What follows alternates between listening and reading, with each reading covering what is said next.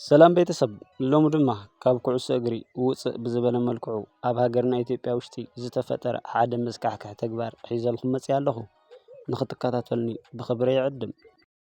ኣብ ከተማ ኣዲስ ኣበባ ኣብ ሓደ ቬላ ገዛ ዝተደበቐ መዝካሕክሕ ሚስጥር ተቓሊዑ ሃፍታምና ተፈለጥቲ ሰባት ገንዘብና ስልጣን ንምርካብ ክብሉ በብሰዓቱ በብመዓልቱ ይሰግዱ እዮም።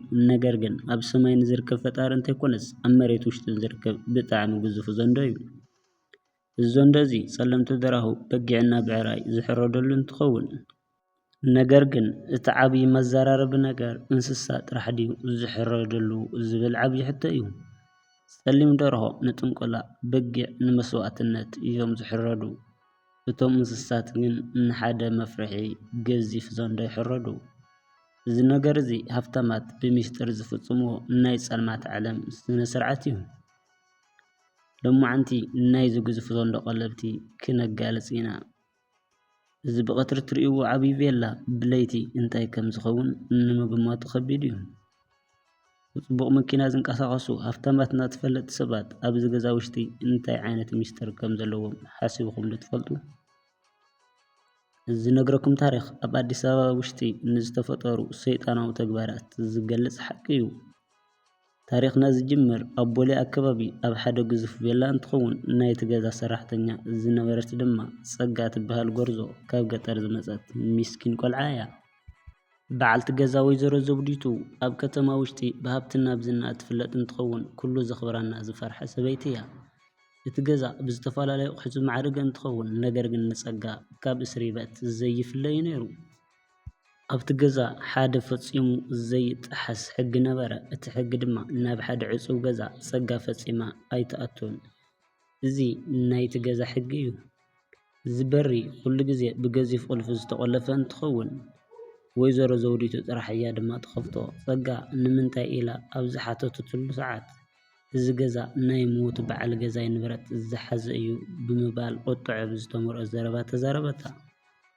ነገር ግን ካብዚ ገዛ ዝወፅእ ሽታ ናይ ጥረ ስጋና ናይ ደም ሽታ ይሽትት ነበረ።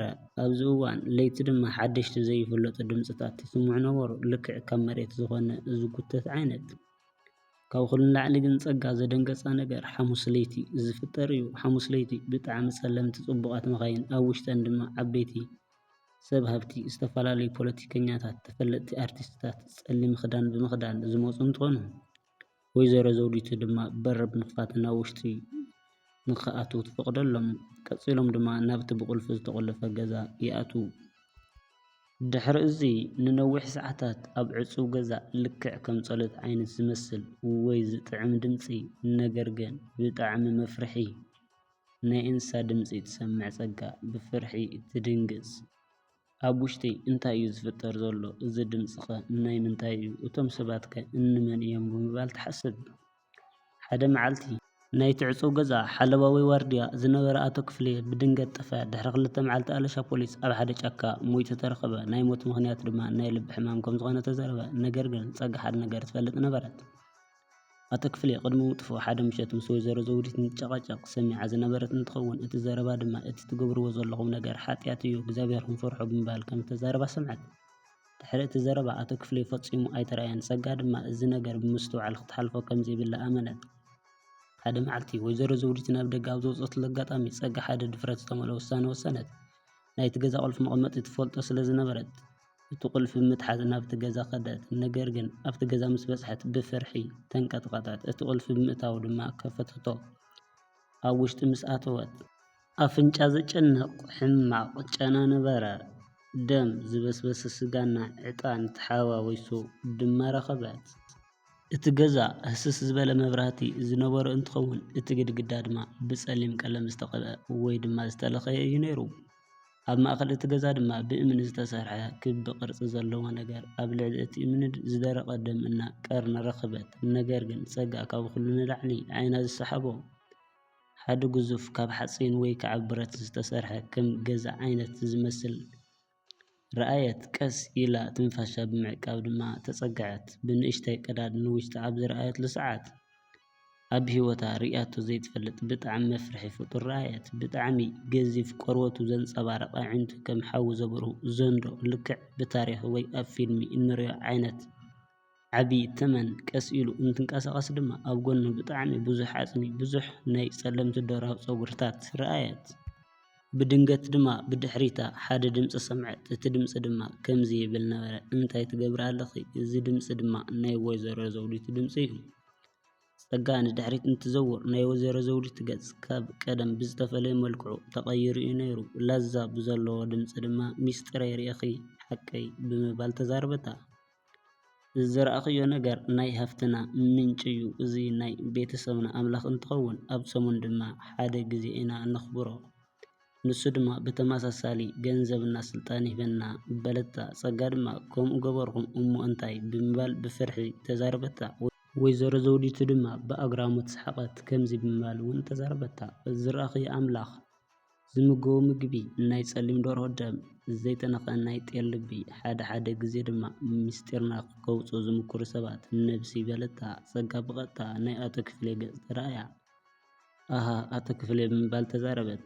ኣኸትል ኣቢላ ድማ ወይዘሮ ዘውዲቱ እዋ ኣቶ ክፍሌ ብዙሕ ይዛረብ ነይሩ ሕዚ ግን ንስኺ እውን ናቱ ዕድል ክበፅሓኪ እዩ እናበለት ናብ ፀጋ ቀረበት። ፀጋ ንድሕሪት ብምስጋም ውይ እናበለት ሃደመት። ልክዕ ካብቲ ገዛ ምስ ወፀት ኣብቲ ከባቢ ንፀጥታ ዝዘዋወሩ ዝነበሩ ፖሊሳት ሩድኒ ኣብ ውሽጢ ሰብ ይምውት ኣሎ ዘንዶ እውን ኣሎ በለቶም።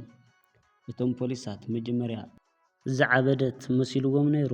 ነገር ግን ቀሪቦም ምስ ረኣዩ ኣብ ገጻ ዝነበረ ፍርሒ ብምስትውዓል ብጥብቂ ተረድእዋ።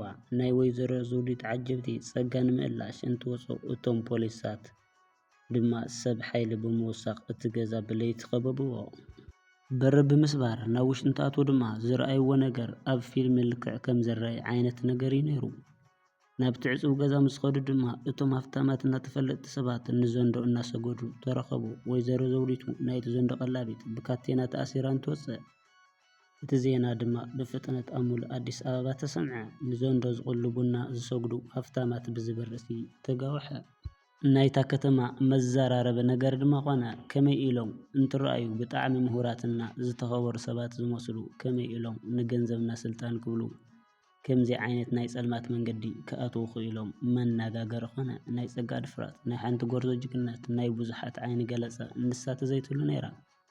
እዚ ኣጸያፊ ተግባር ክሳብ መዓዝ ክቕፅል ከም ዝነበር ኣይፍለጥን። ካብ ዘንፀባርቕ ከተማና ብድሕሪት ክንደይ ሚስጥር ከም ዘሎ ዘምህር ሓቂ ድማ ኾነ።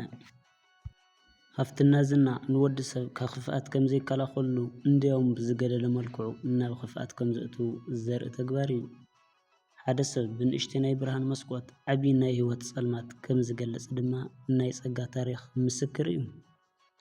ነገር ግን እቲ ታሪኽ ኣብዚ ኣየቋረፀን። ወይዘሮ ዘውዲቱ እና ሓሸኸራ እንትእሰሩ ኩሉ ነገር ዝተወደአ መሰለና። ይኹን ዳ እምበር ፖሊስ እቲ ቬላ ኣብ ዝፈተሸሉ ሰዓት ሓደ ነገር ኣይረኸበን ነይሩ። ንሱ ድማ እቲ ገዚፍ ዘንዶ እዩ። ልክዕ ከም ትክተንዩ ጠፍአ።